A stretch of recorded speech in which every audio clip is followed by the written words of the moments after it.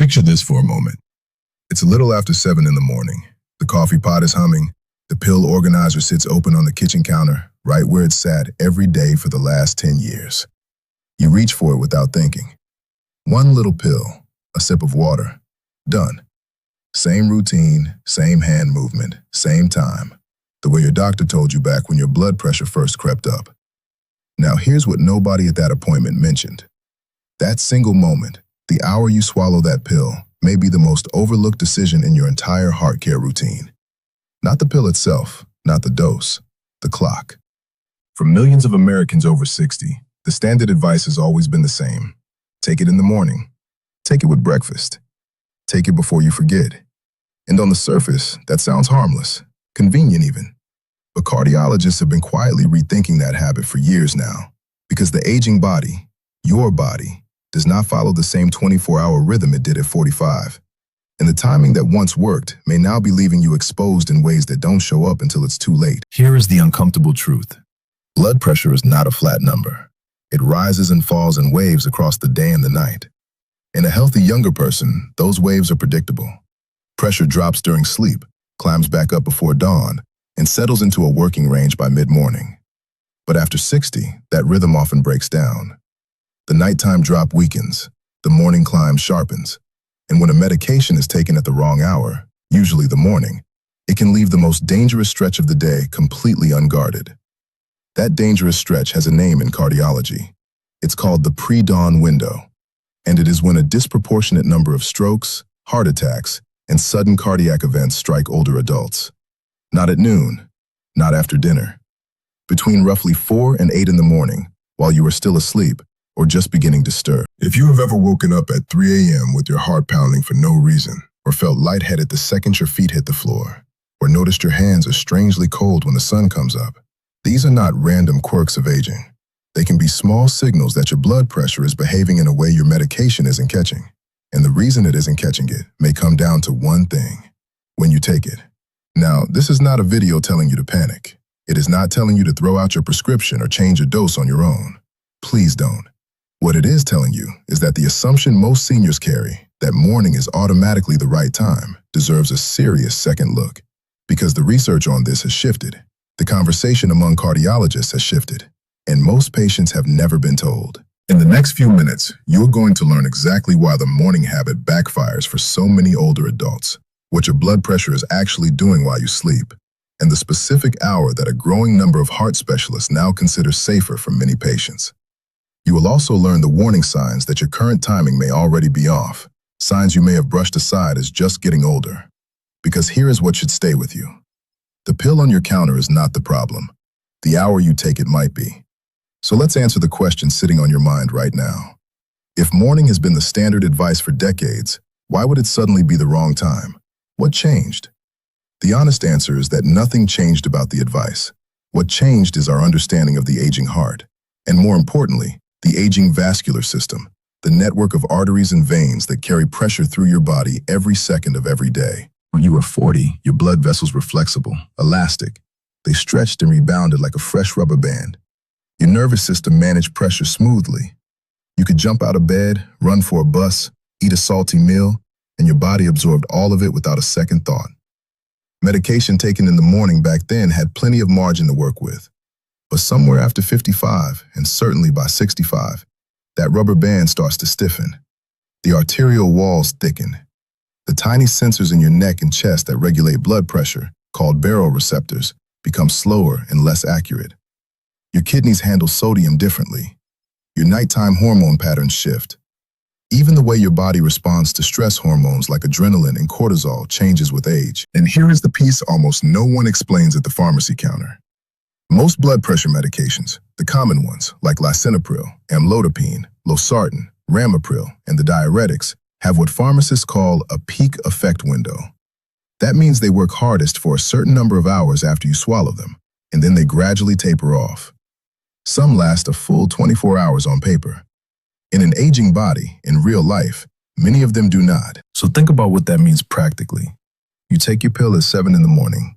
It hits peak effects somewhere between mid-morning and early afternoon, right when you are already up, moving, and, frankly, at the lowest risk of a cardiac event. By the time evening comes, the medicine is still working, but softer. By the time you fall asleep around 10 or 11, it is fading further. And by 3 or 4 in the morning, that dangerous pre-dawn window we talked about, the protection may be at its weakest point of the entire 24-hour cycle. Meanwhile, your body is doing the exact opposite of what you'd expect. In the hours before dawn, your adrenal glands begin releasing cortisol to wake you up. Your heart rate creeps higher, your arteries tighten, your blood pressure starts to climb, sometimes sharply. Doctors call this the morning surge. And then an older adult whose medication has already faded, that surge can hit an unprotected system. This is why so many strokes happen between 5 and 9 a.m. This is why heart attack emergency room admissions spike in that same window. This is why some seniors wake up feeling wrung out, dizzy, or oddly anxious. Not because they slept badly, but because their cardiovascular system spent the last few hours working without a full safety net. And here's what makes it worse.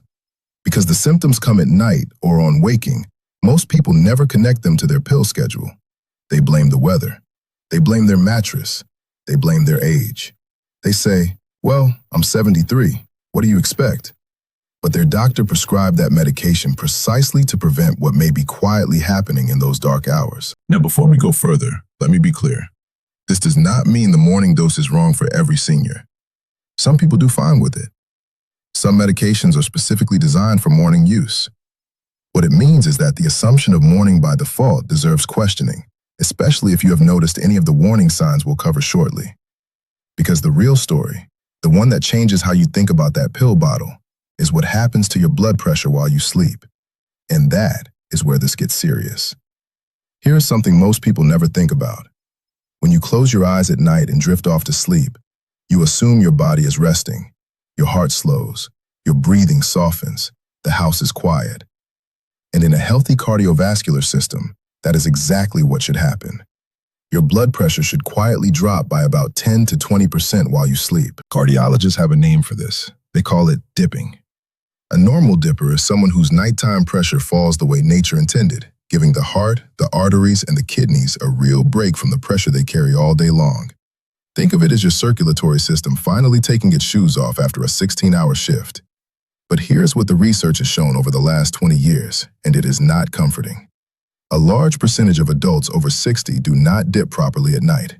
Their blood pressure stays high while they sleep. Sometimes it barely moves. Sometimes, and this is the most dangerous pattern, it actually goes up overnight. These people are called non-dippers, and in the most severe cases, reverse dippers. And most of them have absolutely no idea because they feel perfectly normal when they wake up. That is what makes this so quietly dangerous. You can be a non-dipper for years. You can have your blood pressure checked at every doctor's visit and get a perfectly acceptable reading at 10 in the morning. Your doctor smiles, says everything looks stable, and sends you home. But at 2 in the morning, while you are sound asleep, your pressure may be sitting at levels that would alarm any cardiologist if they saw them on a monitor. Studies from major cardiology journals have shown that non-dippers face significantly higher rates of stroke, heart failure, kidney damage, and cognitive decline compared to people who dip normally. Some research suggests the nighttime number may actually be a stronger predictor of future cardiac events than the daytime number your doctor writes on your chart. Read that again. The number you have never seen, the one taken while you sleep, may matter more than the one you see every visit. And here is where the pill timing comes back into the picture. Because if your medication was taken at 7 in the morning and its strongest effect is already passed by dinner time, then during the very hours when your body most needs help lowering pressure, those quiet sleeping hours, the medicine is at its weakest. You are essentially unprotected during the exact window where the damage compounds year after year. This is not damage you feel. This is damage that shows up decades later as a stiffer heart, a weaker kidney, a small stroke that leaves a shadow on a brain scan, or a memory that starts slipping in ways the family blames on age. The nighttime pressure was doing its slow, silent work the whole time. Now, how would you even know if you are a non-dipper? The truthful answer is, you probably wouldn't. Not without a special test called a 24-hour ambulatory blood pressure monitor. It's a small device you wear for a full day and night that takes readings every 20 or 30 minutes, including while you sleep. Many cardiologists in the United States now consider this the gold standard for older patients, and yet the vast majority of seniors have never been offered one. There are, however, some quiet clues. Waking up between 2 and 4 a.m. with a pounding heart. Getting up to use the bathroom multiple times per night, which can be linked to nighttime pressure pushing fluid through the kidneys. Morning headaches that fade by mid-morning. A general feeling of being unrested, even after 8 hours in bed. None of these prove non-dipping on their own, but together, they are worth mentioning to your doctor. Because now that you understand what happens in the silent hours, the next question writes itself. If nighttime is when the danger builds, what happens the moment your body starts to wake up? There is a reason emergency room doctors quietly brace themselves for the early morning shift. Between roughly 4 a.m. and 10 a.m., something happens in the human body that cardiology has studied for decades, but the average patient has never heard a word about. It's called the morning surge, and for older adults, it is one of the most dangerous windows of the entire day. Here is what actually takes place. In the last few hours before you wake, your body begins preparing itself to face the world again. Your adrenal glands release a burst of cortisol, the same hormone tied to stress and alertness. Your sympathetic nervous system, the fight-or-flight branch, starts firing more actively. Your heart rate climbs. Your arteries constrict slightly. Blood becomes stickier and more prone to clotting in the early morning than at any other time of day. And your blood pressure, which may have been quietly elevated all night if you're a non-dipper, now shoots upward in a sharp, steep climb. In a younger person with flexible arteries and a responsive nervous system, this surge is handled smoothly. The body adjusts. Life goes on. But in an older adult, especially one with stiffened arteries, some plaque buildup, or a heart that has been quietly working overtime for years, that surge lands on a system with far less margin. And that is precisely when things break. The statistics are sobering, and they have been consistent across country after country, study after study. Heart attacks occur roughly 40% more often in the morning hours than at any other time. Strokes cluster in the same window with striking regularity. Sudden cardiac death, the kind that ends a life without warning, peaks between 6 and 10 a.m. Even aortic ruptures, one of the most catastrophic cardiovascular events, follow the same pattern. Now think about the timing of your pill against that backdrop. If you take your blood pressure medication at 7 in the morning with your coffee, you are swallowing it at almost the exact moment the surge is already underway. The medication then needs 30 to 60 minutes to begin taking meaningful effect, and often longer to reach peak concentration, which means for at least the first hour or two of your most dangerous cardiovascular window, the pill sitting in your stomach is not yet doing its job. Meanwhile, someone whose medication was properly timed to be at full strength during those pre-dawn and early morning hours, through evening dosing or through a specific medication chosen for its longer nighttime coverage, walks into the same morning with an entirely different level of protection. Same age, same diagnosis, same prescription bottle on the counter, different hour on the clock, different outcome, potentially, over years. This is the part of the story that tends to unsettle people the most. So let me say it clearly. This is not an argument that morning dosing is universally wrong or dangerous. There are patients for whom it works perfectly well. What the research keeps pointing to is that the default assumption, the idea that morning is automatically safe and best for every senior, is not supported by the evidence in the way most people believe it is. And for a meaningful subset of older adults, especially those with nighttime hypertension, non-dipping patterns, diabetes, kidney disease, or a history of cardiovascular events, the timing question is not a small detail. It is one of the most important levers left in the entire treatment plan. You may be wondering right now, quietly, whether any of this applies to you. Whether the morning wooziness you've had for years, the strange 3 a.m. wake-ups, the headaches that come on with the sunrise, or that vague, uneasy feeling on rising might be more than just age. That question is exactly the right one to be asking. And the answer starts with understanding what the actual research has said about switching that pill to a different hour. Because it turns out, cardiology has already been quietly asking the same question for years. Take a breath here, because this is where the story turns. Up until this point, we've been walking through a lot of concerning territory. The aging rhythm, the silent nighttime pressure, the morning surge, the timing gap. And it would be easy to walk away feeling frightened. Please don't. Because for every problem cardiology identifies, it usually spends the next 20 years quietly working on an answer. And on this question of when to take your blood pressure pill, some of the most important research of the last 2 decades came out of a place most Americans have never heard of: a research group in Spain. The study was called the Hale Chronotherapy Trial. It was one of the largest of its kind ever conducted, following more than 19,000 patients with high blood pressure over an average of 6 years. Half of the patients took all of their blood pressure medication in the morning, the way most of us have been taught. The other half took at least one of their medications at bedtime instead. Same drugs, same doses, just a different hour on the clock. The results, when they were published, sent a real ripple through the cardiology community. The bedtime group showed significantly better nighttime blood pressure control. They had a lower rate of becoming non-dippers, and according to the researchers, they experienced meaningfully fewer major cardiovascular events, fewer heart attacks, fewer strokes, fewer hospitalizations for heart failure. An earlier study by the same group, called MAPEC, had pointed in the same direction years before. Now, I want to be honest with you here, because you deserve the full picture. The Hale results have been debated. Some cardiologists have raised questions about the study's design and how the data was collected. A more recent trial out of the United Kingdom, called TIME, looked at similar questions and did not find the same dramatic difference in outcomes, though it also did not find that evening dosing was harmful. So the scientific conversation is still ongoing, the way good science always is.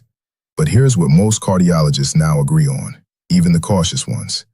Evening or bedtime dosing appears to be at least as safe as morning dosing for most patients. For certain patients, especially those with confirmed nighttime hypertension, non-dipping patterns, chronic kidney disease, or type 2 diabetes, evening dosing may offer real advantages. And the old assumption that morning is automatically best is no longer treated as gospel by the specialists who study this most closely. So what does that mean for you, practically, sitting there with your pill bottle in your hand? It means the question is legitimate. It means bringing it up with your doctor is not overstepping. It's exactly the kind of informed conversation a good physician wants to have with a patient over 60. And it means that if the current timing isn't serving your body well, there may be a smarter option already sitting on your prescription label, one that costs nothing to try, requires no new medication, and simply asks you to move the same pill to a different hour. Now, before anyone reaches for the pill bottle tonight and switches everything on their own, please hear this clearly. Do not change the timing of any medication without talking to your doctor or pharmacist first. There are specific medications, certain diuretics for example, that are usually kept in the morning for very practical reasons, because taking them at night would have you up every hour going to the bathroom. There are also patients whose morning pressure runs so high that morning coverage is exactly what they need. Timing is personal. It should be decided with the person who knows your full history. But the fact that this conversation is even on the table, that a growing number of cardiologists are rethinking a decades-old habit, should tell you something important. This is worth asking about. And if you are one of the many seniors quietly experiencing the warning signs of poor timing, you'll want to know exactly what those signs look like, because that is where this gets personal. Let's get personal for a moment, because up until now, we have been talking about statistics, studies, and cardiovascular rhythms. Useful information, but it lives on a page. What matters far more is whether your body has been quietly waving small red flags that you've been dismissing as just getting older. So slow down here and read this next section carefully. See if any of it sounds familiar. The first sign, and probably the most common one, is dizziness on standing in the morning. You know the feeling. You swing your legs out of bed, plant your feet on the floor, stand up, and the room shifts. You reach for the dresser or the wall to steady yourself. It passes in a few seconds and you brush it off. But that little wobble is your circulatory system telling you something. It may mean your medication is at peak effect, at the exact moment your body is trying to raise pressure to move you into an upright position. Doctors call it orthostatic hypotension, and in older adults, it is one of the biggest causes of falls. Falls that break hips, falls that change lives overnight. The second sign is the 3 a.m. wake up with a pounding heart. Not the ordinary bathroom trip. This is different. You wake suddenly, chest thumping, sometimes sweating, sometimes with a strange sense of unease you can't name. You lie there in the dark, waiting for it to settle. This can be a signal that your blood pressure is spiking at night, or that your body is trying to compensate for pressure that isn't well controlled during those hours. The third sign is morning headaches, specifically the ones that greet you the moment you sit up and then fade by lunchtime. That pattern is classic for uncontrolled nighttime or early morning pressure. Not always, but often enough that cardiologists take it seriously when a patient mentions it. The fourth sign is cold hands and feet in the early morning that seem to warm up as the day goes on. This can reflect the way your arteries are constricting during that dangerous pre-dawn window we talked about, and how your circulation is straining to keep up. The fifth sign is frequent nighttime urination, getting up 2, 3, 4 times a night to use the bathroom. Yes, this can be a prostate issue in men or a bladder issue in women, but it can also be your kidneys trying to offload fluid because your blood pressure is elevated during sleep. Many seniors never make that connection.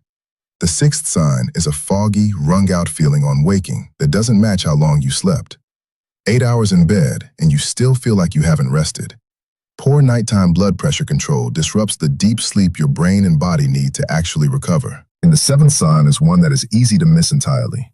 A slow decline in energy or clarity over months and years.